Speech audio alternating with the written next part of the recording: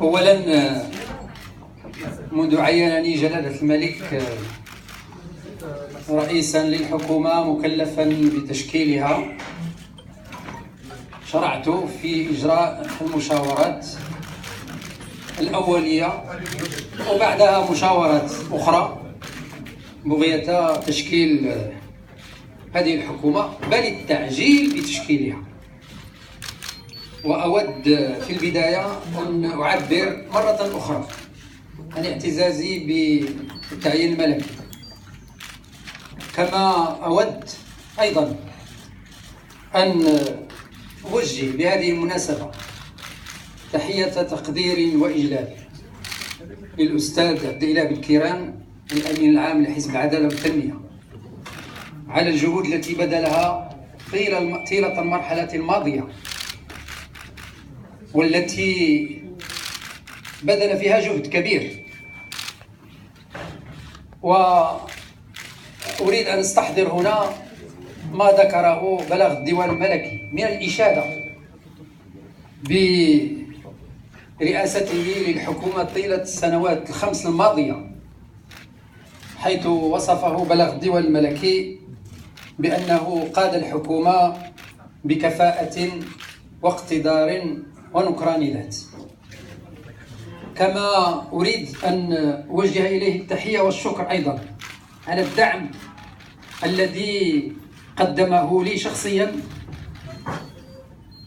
وللوفد الذي يفاوض معي لإنجاح إخراج الحكومة الجديدة. كما أعتز بالدعم الذي قدمته لي هيئات الحزب، حزب العدالة والتنمية، بدءا من المجلس الوطني وانتهاء بالأمانة العامة للحزب. هو الدعم الذي مكننا من أن نسير بسرعة وأن نطوي المسافات للوصول إلى اللحظة التي وصلنا إليها اليوم.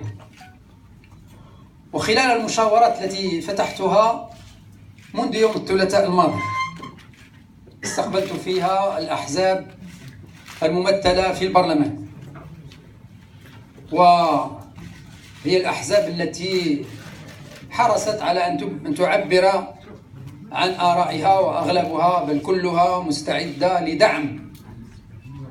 لدعم إخراج الحكومة بسرعة، وأيضا تنتظر هذا الإخراج أن يكون في الوقت المناسب.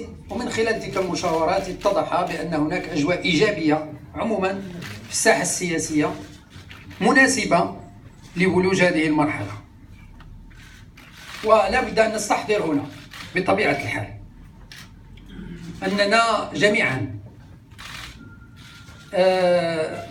مؤطرون بطبيعة الحال، مؤطرون بالمقتضيات الدستورية، مؤطرون بمنهجية الديمقراطية، ونعتز بكون جلالة الملك حريص على إنزال هذه المقتضيات الدستورية وهذه المنهجية الديمقراطية في الواقع. ومؤطرون أيضا بالإرادة الشعبية في تدبير المشاورات بغية جمع أغلبية في مجلس النواب. وسنواصل انطلاقا من هذه المبادئ والأسس المؤطرة، سنواصل العمل بمقتضاها في المراحل التي ستتلو بعد هذه المحطة التي نقفها اليوم. وهذه المراحل هي أولا الاتفاق على هيكلة الحكومة الجديدة، ثانيا توزيع الحقائب الوزارية وتعيين الوزراء أو تحديد الوزراء الذين سيعينهم جلالة الملك في الأخير. وسنعمل على أن نكون في مستوى المرحلة مستحضرين ما ورد في خطاب الملكي بدكار من التأكيد على الحاجة لبناء حكومة من كفاءات مؤهلة تشتغل وفق أسبقيات واضحة وبرنامج دقيق، وتستجيب لتطلعات الشعب المغربي وانتظارات الفاعلين الاقتصاديين والاجتماعيين، وتنخرط في تعزيز النموذج المغربي الذي نريده أن يكون دوما متألقا.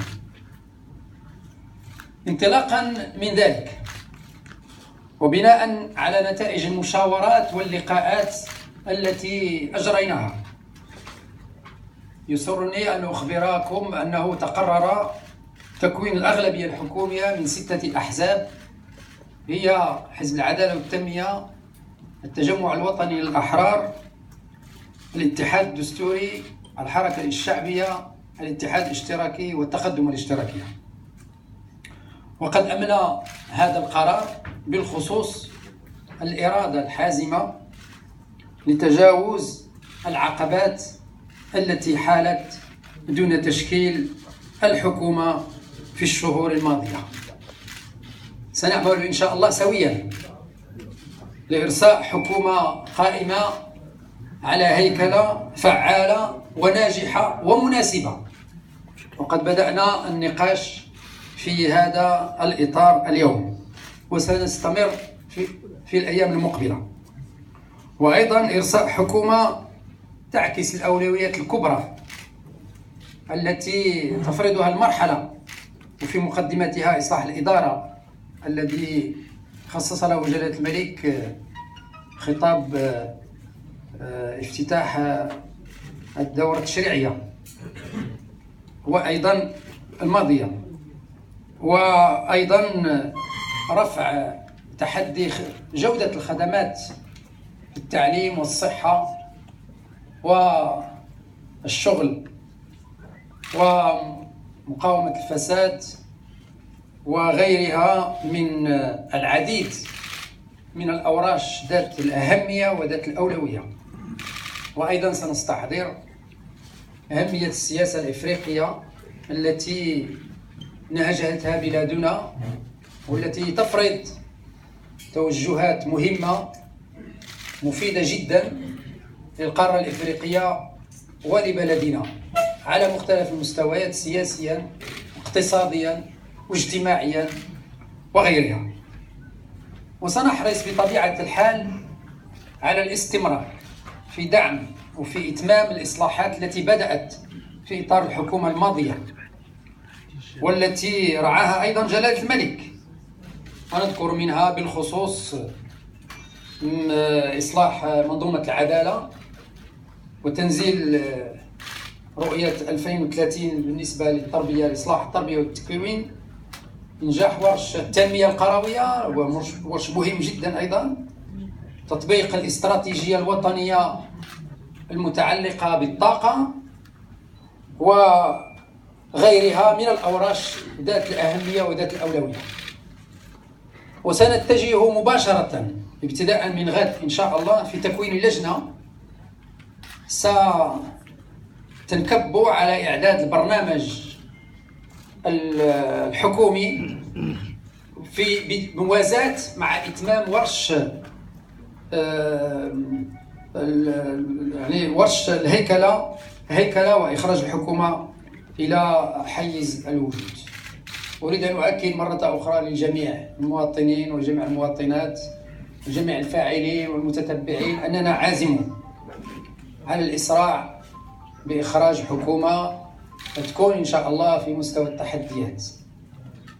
نريد أن نفتح باب أمل واسع جدا، وعازمون إن شاء الله على أن تكون حكومة إنجاز، حكومة إنتاج، حكومة فعل تصل نتائجه إلى المواطنات والمواطنين. والسلام عليكم ورحمة الله وبركاته.